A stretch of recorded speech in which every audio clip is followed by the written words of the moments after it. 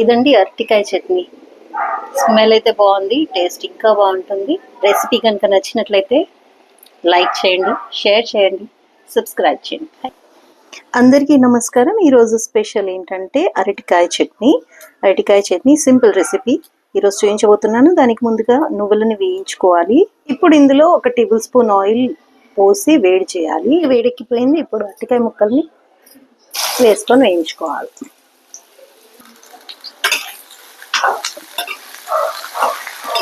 ఇలా పీల్ చేసుకున్న అరటికాయ ముక్కల్ని నూనెలో మంచిగా వేయించుకోవాలి.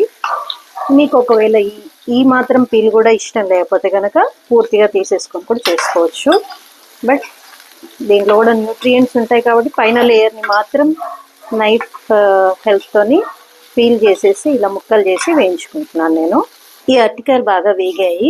ఇప్పుడు దీన్ని మిక్సీ జార్లో వేసేస్తున్నాను. ఇప్పుడు ఇందులో 1 టీ స్పూన్ ఆయిల్ వేసాను. తుంచుకున్న మిరపకాయలని వేయించుకుంటున్నాను.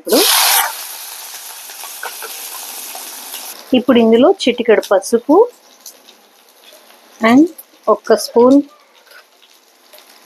సాల్ట్ ఇవి వేసి కొంచెం గ్రైండ్ చేసేసుకోవాలి దీన్ని.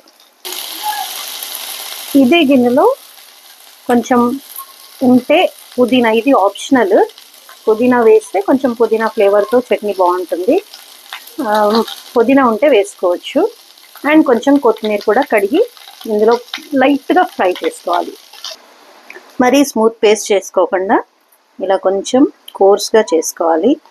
కొంచెం జిగురు వస్తుంది, బట్ టేస్ట్ చాలా బాగుంటుంది. ట్రై చేయండి. దీన్ని ఒక గిన్నెలోకి సెపరేట్ చేసుకొని జార్లో వేయించుకున్న పచ్చిమిరపకాయలు, పుదీనా, కొత్తిమీర, అలాగే కొంచెం చింతపండు,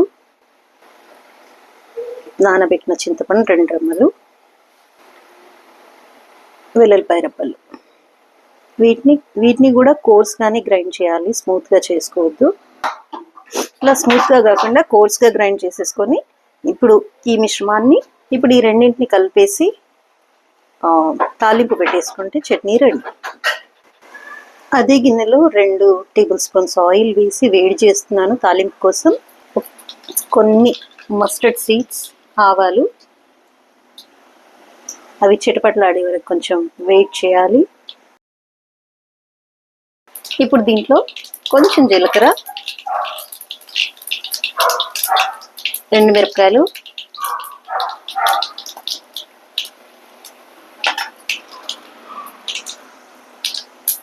కొన్ని మినపగుళ్ళు లేదంటే శనగపప్పు కూడా వేసుకోవచ్చు, మీ ఇష్టం.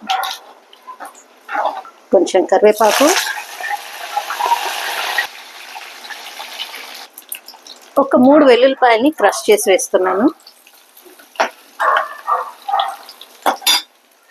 పసుపు, ఇవి బాగా కలిపేసుకొని ఇప్పుడు ఇందులో మనం గ్రైండ్ చేసుకున్న మిశ్రమాన్ని వేసేసుకోవాలి.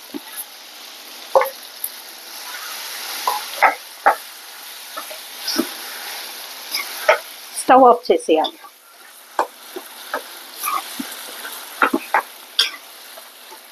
అంతే, ఇది అరటికాయ చట్నీ. చాలా బాగుంటుంది. దీని నేచర్ ప్రకారము ఇది గ్రైండ్ చేస్తే కొంచెం జిగురు వస్తుంది. బట్ జిగురు వచ్చిందని మీరు దీన్ని ఇగ్నోర్ చేయొద్దు, ఎందుకంటే దీన్ని మనం సెమీగా ఫ్రై చేస్తాం కాబట్టి చాలా హెల్దీ అన్నమాట.